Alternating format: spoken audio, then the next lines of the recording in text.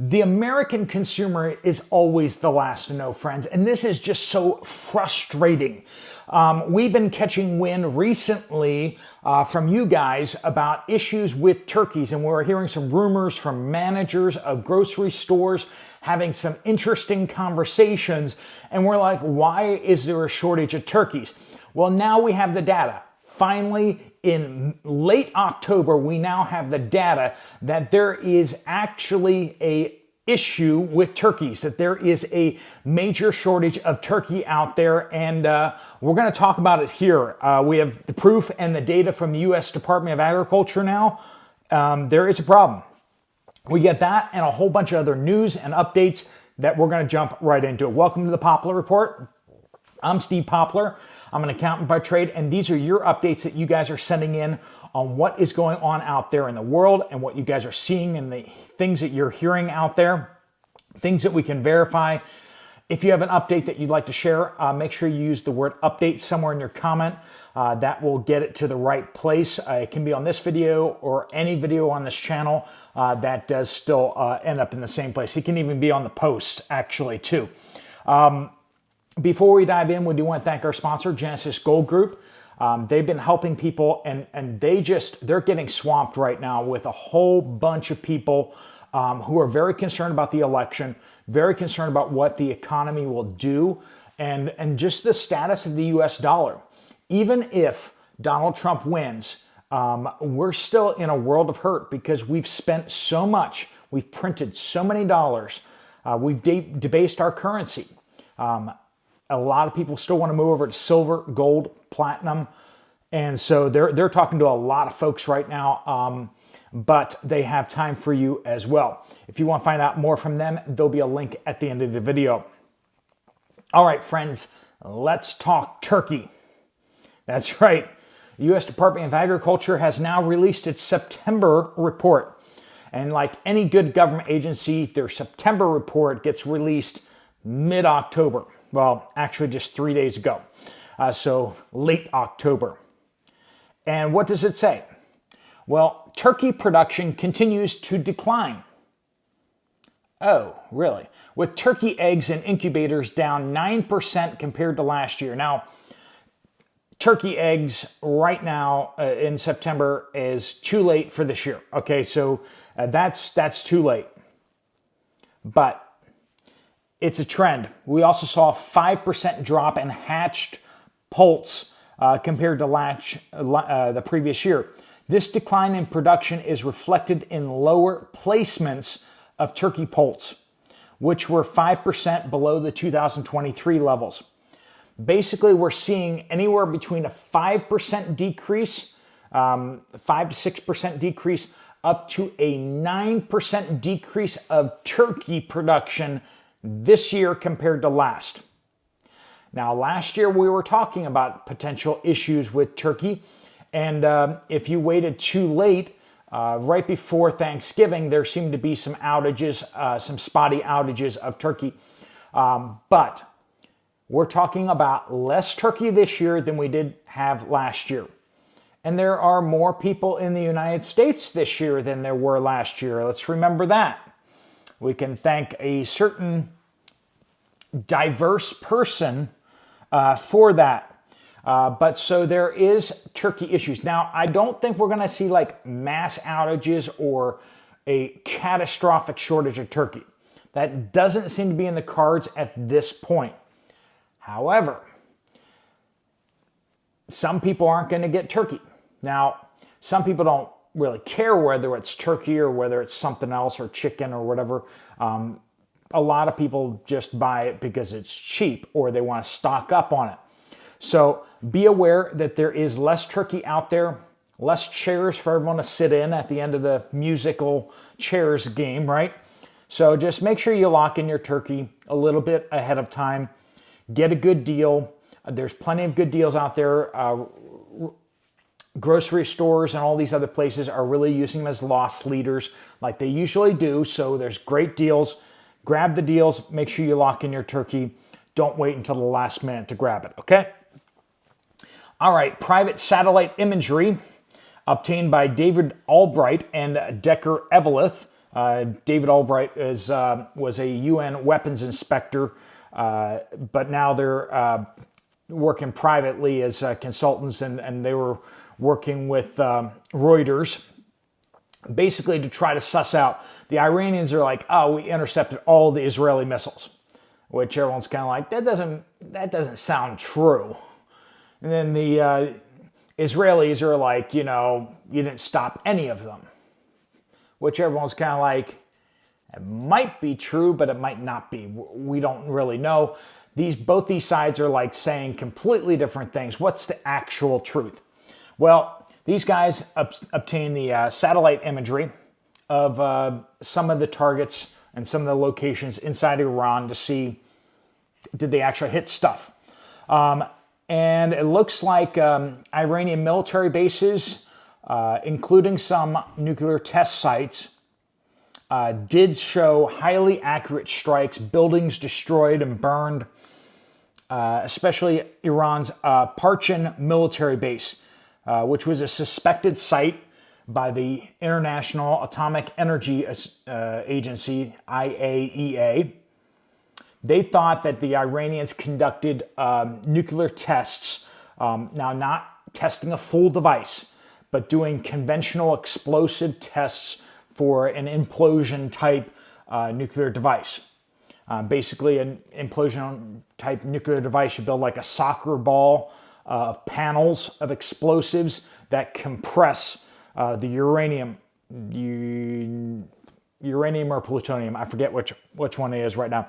But basically, it compresses to critical. I wasn't intending to talk about this, so I didn't brush up on it. Critical mass, and then the nuclear chain reaction starts. Anyway, so they were testing out the explosive panels apparently at the site back in the day. They were like, of course we're not doing that. We're just testing regular stuff. Anyway, that site had heavy explosions and heavy blast damage. Also, a number of missile production sites where they're building all these missiles that are being used over in Lebanon and by Hamas and by the Houthis. So where they're building all these missiles that are being even used in Ukraine right now. Apparently they targeted the mixing buildings. Now the mixing buildings use specialized mixing machines that mix the solid fuel. And it's very difficult to get that mixture right. You have to use specialized machines, and it's hard to replace those machines. I mean, they're pretty specific use. So basically, the Israelis went after those mixing machines, and apparently there were quite a few secondary explosions, and there's a lot of blast damage. Now, they're military sites, so they are designed to limit the explosions from one building to the next. And so it's like each one of the buildings was hit independently. So once again, showing that it looks like the Israeli strikes were highly effective and highly accurate. That's at least the initial reporting out there by Reuters and their private investigators that are civilians. So take that for what it's worth. Over in Japan, the Japanese government has major changes underway, apparently. For the first time, the ruling party has lost power since 2009. So it's going to be definitely a shift over in Japan, it looks like. This is considered generally as bad for the stock market. There have been a number of crises, a number of scandals, and that's what the Japanese public seems to be reacting against. All right, this is from Dean.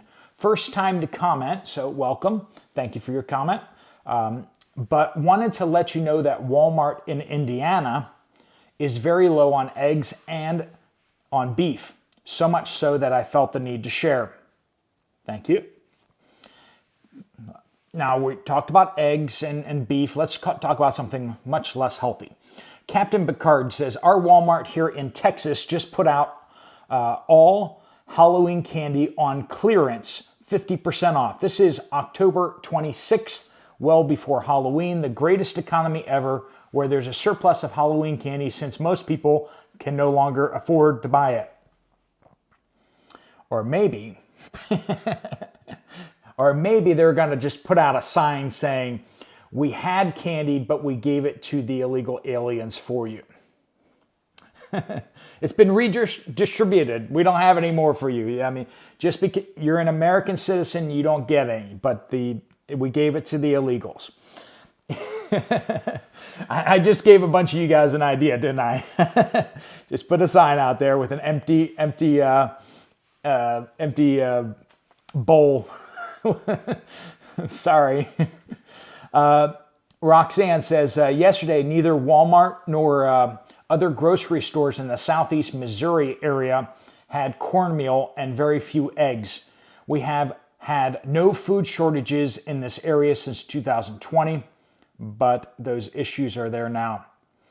Here's some helpful advice for those of you looking to get cheap meat or trying to make ends meet. Texas Stetter says, tip from Texas Rancher here on saving money on great quality meat. If you go to a local meat processor, oftentimes they will sell remnant or no claim, which is what's left behind from major cuts. Things like tongue, liver, oxtail, trotters, skirt steak. Usually most sell this at like $1 a pound, almost always being grass-fed beef or pasture-raised pork.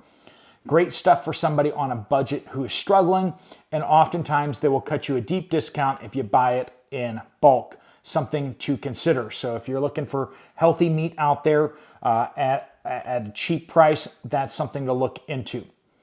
Solo Tap says southern Louisiana has a large outbreak of TB or tuberculosis that is highly resistant to drugs. It came in from a Chinese person, an other, who came in through Southern California. ICE only found out this person was sick after snagging them for deportation. Over 200 people who were in contact with this person are now in quarantine of some sort. Again, that's in Louisiana. How to Dave says, update. This is the 26th of October. I just got back from Walmart on 146 just south of 110 in Baytown, Texas. The soup aisle had major changes. The ramen soup section is usually 15 feet long. Today it looked like it was 30 feet long, but empty shelves. The Campbell's Chunky Soup section that is normally 15 feet has been reduced to one shelf section, maybe 4 feet wide. Campbell's White Label Soup section was reduced as well by 10 to 15 feet. I don't know what's happened, but something did. Let me know if you guys are seeing big changes in the soup section out where you guys are. Make sure you use the word update. Happy Camper says, good morning, Steve from Hickory, North Carolina. Here's something I think you will find interesting. Wife and I just went to vote this morning at approximately 9 a.m. We're both independent.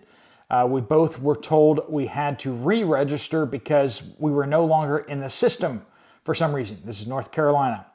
The election worker we spoke with said this is happening very frequently, and most of the responses when the election board is questioned as to why someone's been removed, they have been told that the person that they are voting has already died. So I guess we're part of the dead votes this time. I just thought you might find that interesting. Let us know if you guys are running into any issues with your voting. We do want to document those things and see if we're hearing the same stories over and over again. RC says a Food Lion in Williamsburg, Virginia area had no block cheese. We're hearing this story over and over again. Neither store nor national brand. I've seen moderate shortages before, but never a total lack of this basic product. I'm hearing that scattered across the U.S. Block cheese is just disappearing for some reason. Tawanda says, in companies that have strict policies about not hiring applicants who need sponsorship, so basically coming in to be able to work in the United States, there are still applicants who will not fully reveal that they need sponsorship to be able to work in the US. So basically they should be like, yeah, okay, I'm not qualified for this job because I need sponsorship, but instead they're staying in. They have to be really questioned closely, and then they finally say that they have a visa that's good for X number of years. So they're lying about stuff. However, if a company isn't able to sponsor, additional conversation about the job can't continue. Once they find out this person needs a sponsor, it's just like they've just wasted all this time on these applicants who are applying from overseas or even from inside the United States. Even when those applicants are informed of this, that it's not like they're going to get a sponsorship, it's like they can't. They will still get pushy about being able to be considered for a full-time job that they can't even be considered of for a while. At the same time, U.S. citizens are also applying for the same job.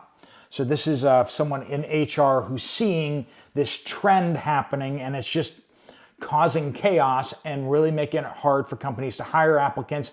And it's getting a lot of people, U.S. citizens, kicked to the back of the line when in fact they're eventually going to get up to the line. It's slowing down the whole process. So if you guys have updates on what's happening where you are that you'd like to share, make sure you use the word update there. And if you want to get some more information from Genesis Gold about what you can do with your retirement account, there's a link right there on the screen. You can just tap it, fill out your information, and they will get in contact with you. Things are moving a little bit slower, but persistence, friends, because there's a reason why a whole bunch of people are trying to do it right now. Because they're really concerned about things. So if you want to check out another video from this channel, there's one right up here.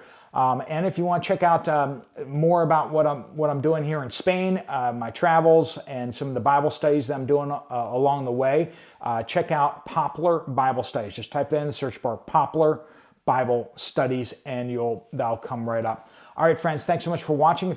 I will see you guys again later. Steve Poplar of the Poplar Report out.